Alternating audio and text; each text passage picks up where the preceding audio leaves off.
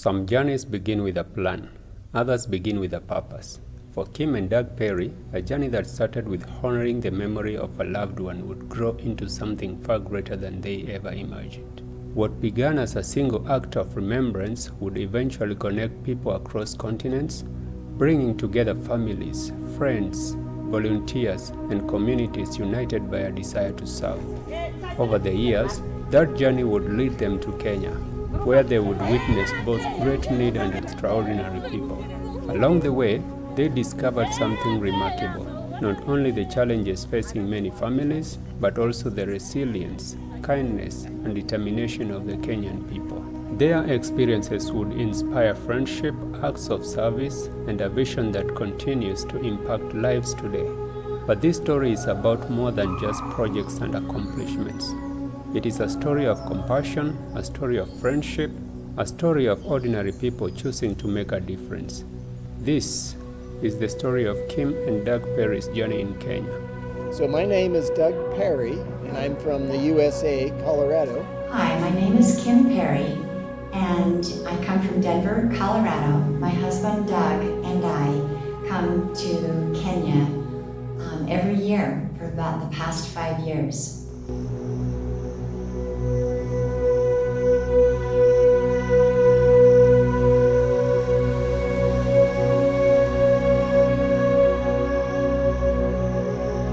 Behind every journey is a beginning. For Kim and Doug Perry, that beginning was rooted in the memory of someone they loved deeply. Before trips to Kenya, before the years of service, and before the lives they would touch along the way, there was Julianne Perry. Her courage in the face of cancer would inspire a family and eventually set them on a path they never expected. And it will be hung next to the plaque on the wall. So it'll probably look like. We wanted to run the New York City Marathon with Shoe for Africa, and we wanted to do it because Doug's first wife, Julianne Perry, ran the New York City Marathon in 2006 during chemo and her treatment. And she trained. She did some training for it so that she would make sure she could run the 3 miles. And she carried the torch, and then she got to keep this awesome torch. And I don't know how it gets relit again, but anyway, it was carried continually to Salt Lake to be lit again on that torch.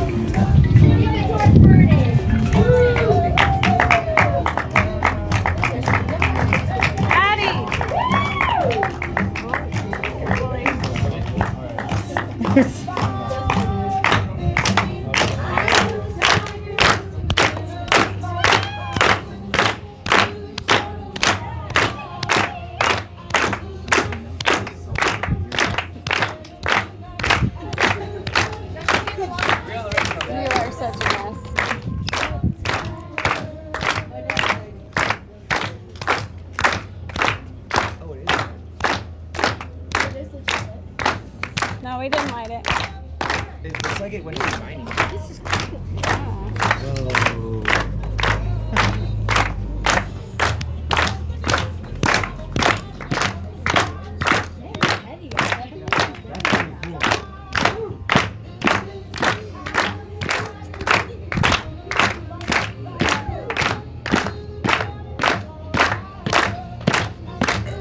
Stone.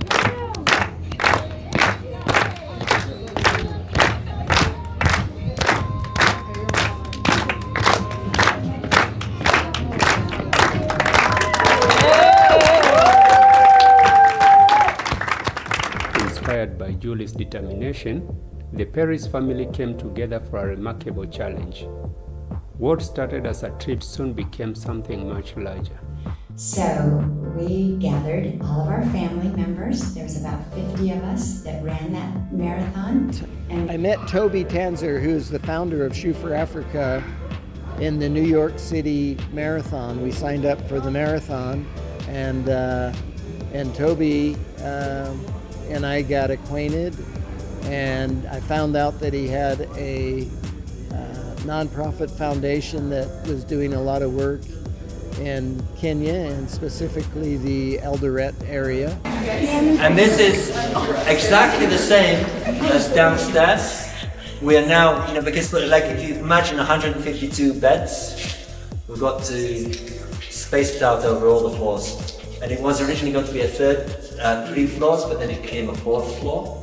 So this has allowed it to come up from like 120 to 152 beds. What began as a friendship quickly turned into a shared vision. As Doug learned more about the work being done in Kenya, he became interested in how he could help. I asked Toby Tanser what his next big project was, and he said that he wanted to build a children's cancer hospital. But before any plans could take shape, Kim and Doug needed to see the work for themselves.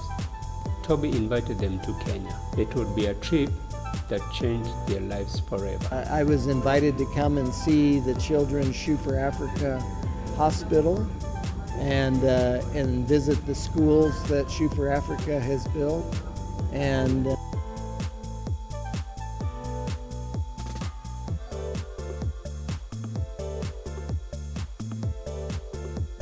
after Doug and I and a couple of others came to see the Children's Hospital, we wanted to help more. And we have ever since come to Kenya to help with the Shoe for Africa Children's Hospital. And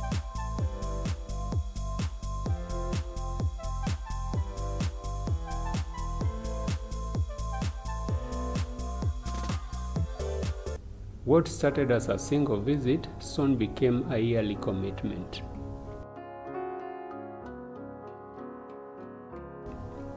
Year after year, Kim and Doug returned, not only because of the work that needed to be done, but because of the people they had come to love.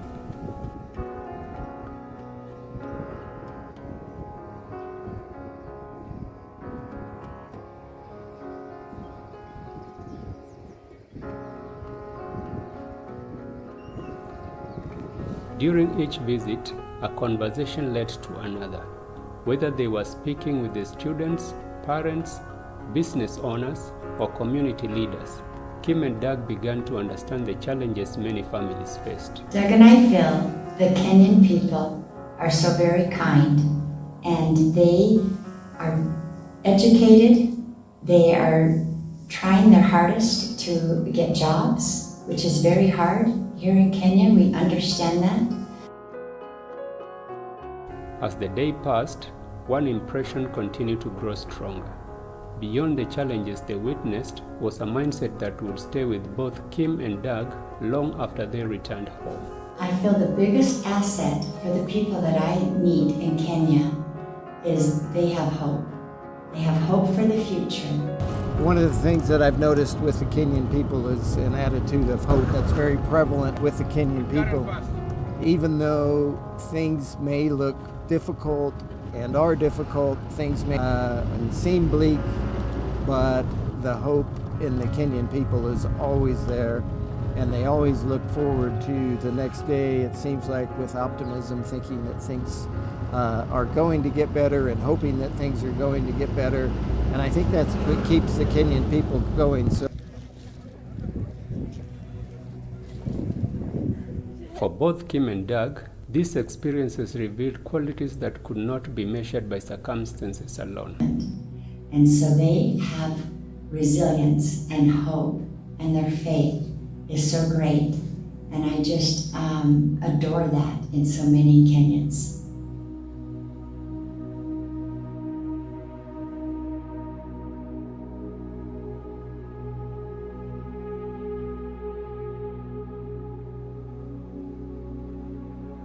The experiences also left Kim reflecting on how the people she met were influencing her own life. Kenya has taught me to show more kindness when I go home, because when I come, I feel the spirit of the Kenyan people, how kind they are, and how such joy. I forgot the world revolves around me. That's why I yes, yes, love, love, love. Yeah. For Doug, the future of Kenya lies in its young people, the students, dreamers, and future leaders who will shape the nation for generations to come. Well, the young people are the future of Kenya, and we need to help elevate the people of Kenya, and I think by having more children being educated, that's going to help the Kenyan people as a whole, and as they learn and as they grow, they will be the future here. And I think the future is looking brighter and brighter for Kenya. What had begun as a personal journey was becoming a shared mission. As Kim and Doug's connection to Kenya deepened, they began looking for new ways to serve. What started with supporting a children's hospital soon expanded into bringing healthcare directly to communities. Friends began hearing about their experiences here in Kenya. Before long, doctors, scientists, and healthcare professionals were asking a simple question: how can we help? Some of our friends heard of our trips to Kenya and they wanted to come. And so this dental team that are friends of ours from Colorado, they came last year for the first time.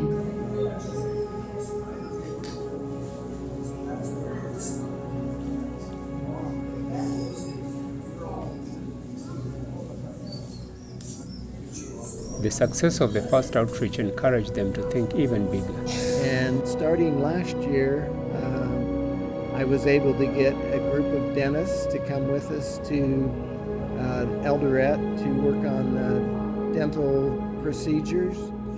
And we also had what's called an ENT, which stands for ear, nose, and throat doctor, come, and he's been doing surgeries in NE10 and at the Moy Referral Hospital. And so all of our doctors have been busy. This year we were able to add podiatrists to come and help people with foot, ankle, and knee problems. So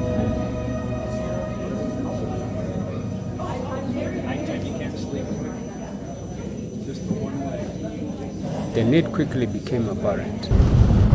well, what we found is that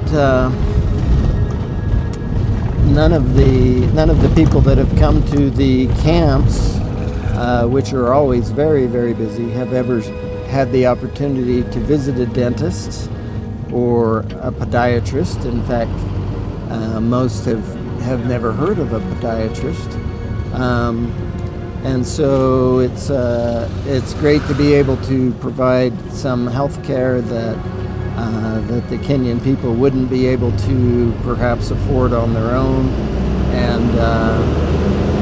and just some come to the clinics and have severe toothaches that they've had for maybe months or years, and our great people of the dental camps, Dr. Lakator and Dr. Hale and Dr. Rentz and many others, Dr. Maroney, have all been able to, and their assistants have all been able to provide a great deal of dental care and support, and just help alleviate some pain, and so that's been a great effort. That Among the many people they met, one patient left a lasting impression on Kim.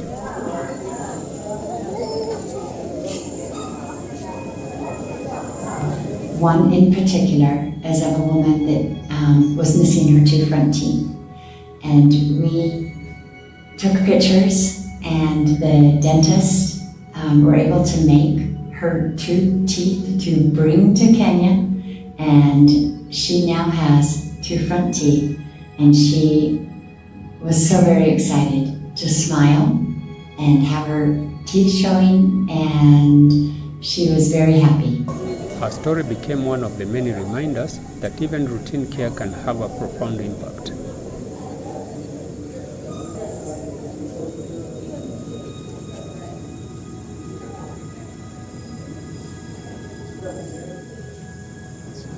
but for this 69-year-old gentleman, he had never had a wheelchair either. And so one of the great things is seeing this gentleman yesterday come in and having to walk on his stumps had been painful for him, and he had been getting sores. And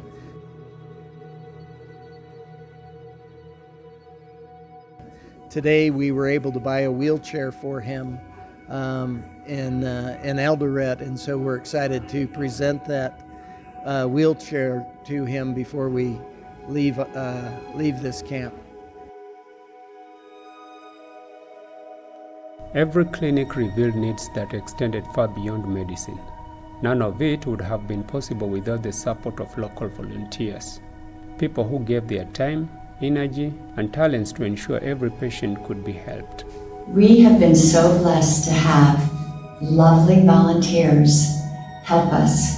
We couldn't do it without them. They have been interpreters, they've been taking x-rays, they've been assisting our dentists. They are amazing, and we have made personal friendships with them, and we just appreciate all the Kenyans that have helped us. Last year there was around 22. This year we have around 44 Kenyans that have volunteered, and they help us every day while we are here at the camp.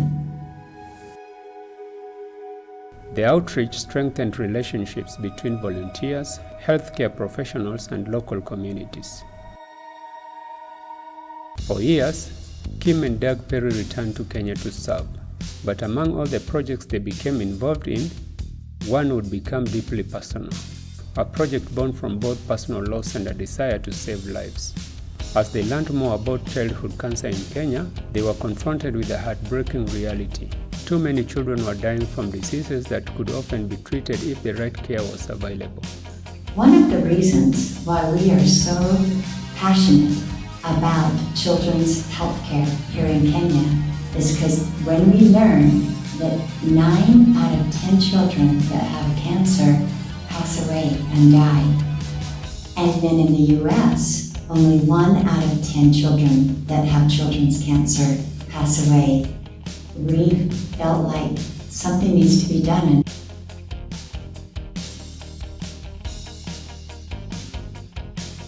The numbers were impossible to ignore, but it was the children behind those numbers that stayed with them. The need was clear. One reason why is they don't have a place to take their children to a hospital, and there aren't any children's hospital. I decided we need to build a children's cancer hospital. I'm called Mawaya. I'm an engineer. I'm Meshach. Yeah, I'm like Karik. Call me Karik.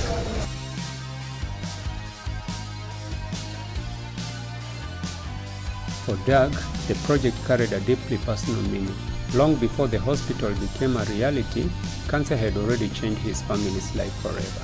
Julie was able to come to Kenya and Africa a couple of times before she passed away, and she loved the children of Kenya and of Africa, and so I knew that that would be a good way to honor her, would be doing all we can for the children of Africa.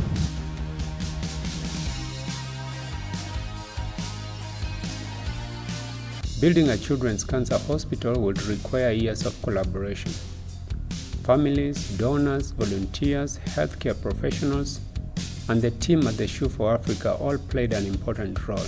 At the center of those efforts was Toby Tanser. The project took years of planning, fundraising, and determination. Slowly, the hospital began to rise, transforming an ambitious idea into a place where children could receive life-saving care. Well, without Toby, it wouldn't have happened, that's for sure. Toby has been the catalyst of all that has happened here. His vision of building a children's cancer hospital and overseeing all the construction and working with the Kenyan government to make this happen. And so, yes, without Toby, none of it would have happened. So.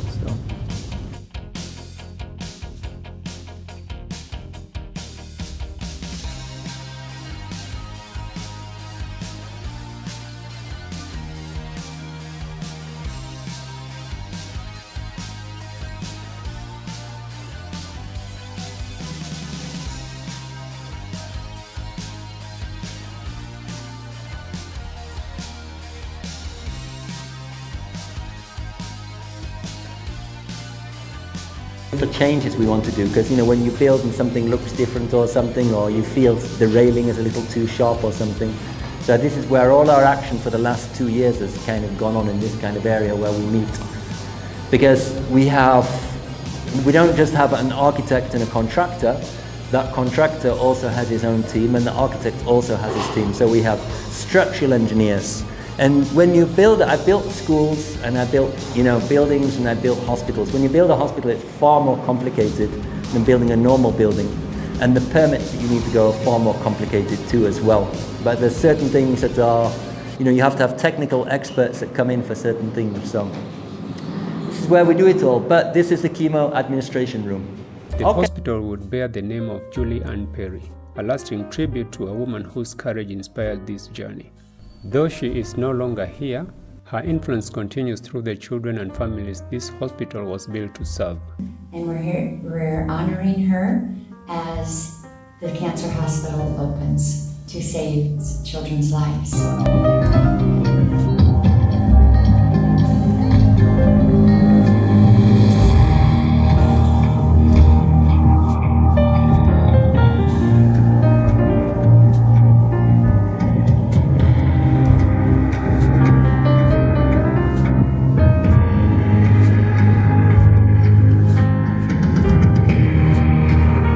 Perry family, the hospital has always represented something greater than a building. It means giving children access to specialized care and giving families a chance they may never have had before. I would love to see, as years go on, that change and have those numbers come down. It's worth it to even save one precious child's life. Yeah. But to think that if we can save as many as we can, that brings great joy. The opening of the hospital would mark a remarkable milestone. But for Kim and Doug, it is never the end of the journey. It has become the foundation for everything that would follow. While many people see the hospital as the result of one family's vision, Kim and Doug are quick to point out that this journey has never been theirs alone. From the beginning, family members, friends, volunteers, and communities have joined together to make a difference. So it's just not a Doug and Kim thing. It's Doug's children, my children, and friends. Our grandchildren, and friends, and communities. It's just been so fun to see the ripple effect of giving.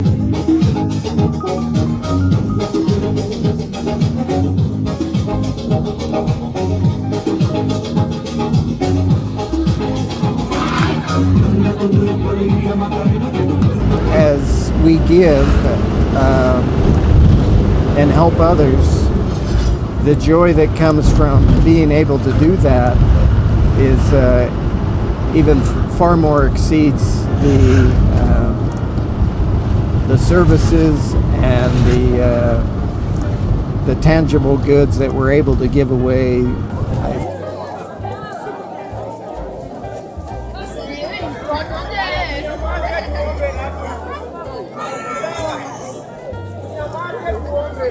There are beautiful, kind, good, caring people throughout the world.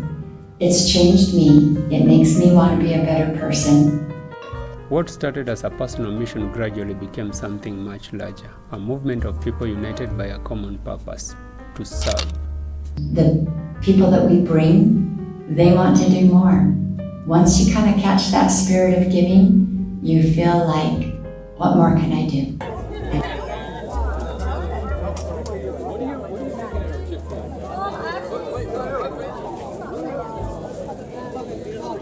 Each trip invited someone new to experience Kenya and contribute in their own way. The experience changed everyone involved. While communities benefited from the service, volunteers often returned home with a new perspective of their own. And it's exciting to see lives being changed here in Kenya and lives being changed by the people that you bring. Over time, the annual trips became about more than the work itself. They became opportunities to reconnect with friends, strengthen partnerships, and continue relationships built over many years. All the hard work you guys do, keep it up. For Kim and Doug, the greatest reward has never been measured by buildings completed or clinics held. It has been the friendships they have built, the lives they've shared, and the privilege of returning to a place that has become part of their family.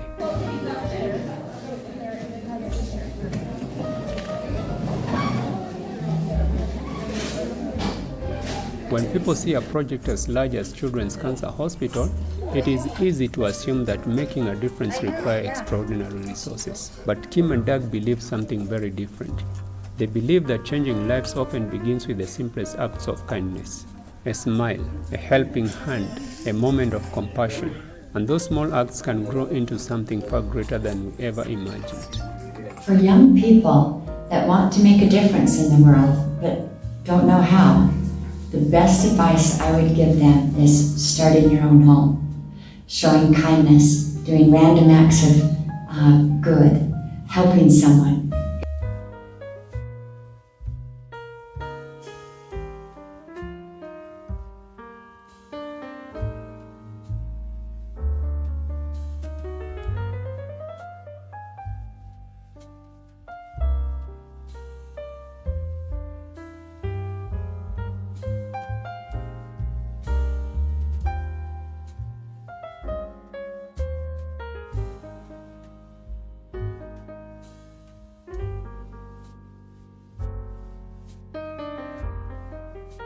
It could be as simple as with a smile.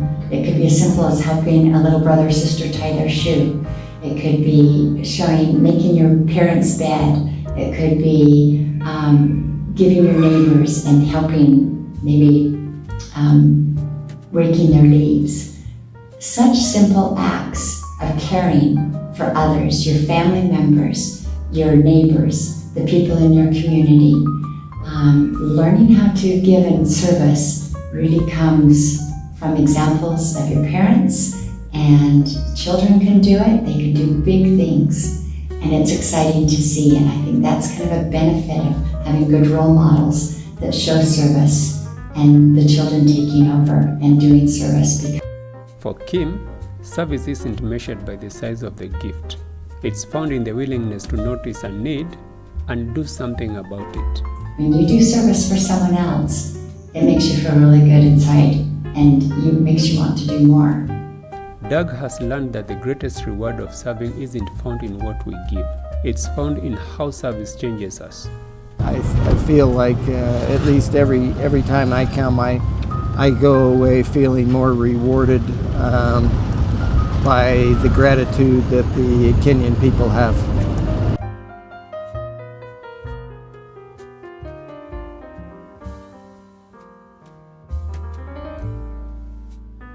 What began with one marathon, one friendship, and one journey to Kenya grew into medical camps, lasting friendships, and a children's cancer hospital that will continue to change lives, all because someone chose to take the first step. That's clear. Yeah, that's all.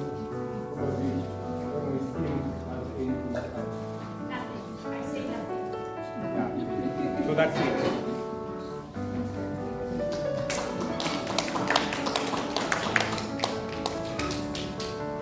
Be seen. But that's kind of fun that it's at the end, extra number for it. But again, very grateful to have us to come, and it's a pleasure to be with you.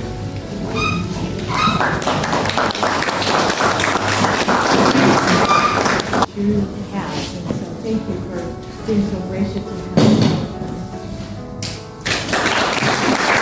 kind. No injuries, everybody is safe, and that's important. Thank you very much. God bless you. we're really absolutely thrilled to announce that Ruben will be our coordinator of the SEED program here in Eldoret. I appreciate the invite and the warm welcome for everyone. And that's it.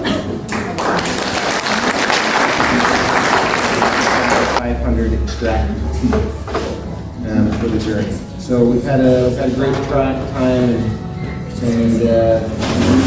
really thank you guys from the bottom of our hearts for the opportunity to be here.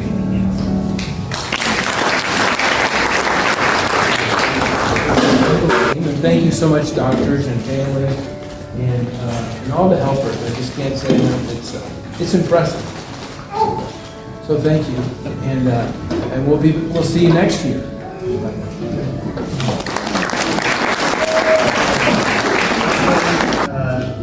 Florette,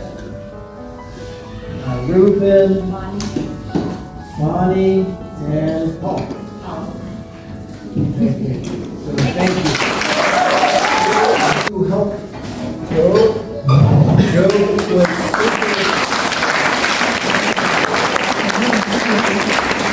he would have had a really hard time fixing any teeth, any tin without Joe. Joe and Vince, he doesn't want to say anything, but he and Joe made the thing happen in Eldoret. I'm sorry, in Kenyan without them. It would have been really challenging. So thank you, Joe and Vince, for that. Yes. Perry's family story reminds us that changing the world really begins with something extraordinary. It begins with helping one person, then another. Small acts repeated over time have the power to change lives in ways we may never imagine. There are beautiful, kind, good, caring people throughout the world.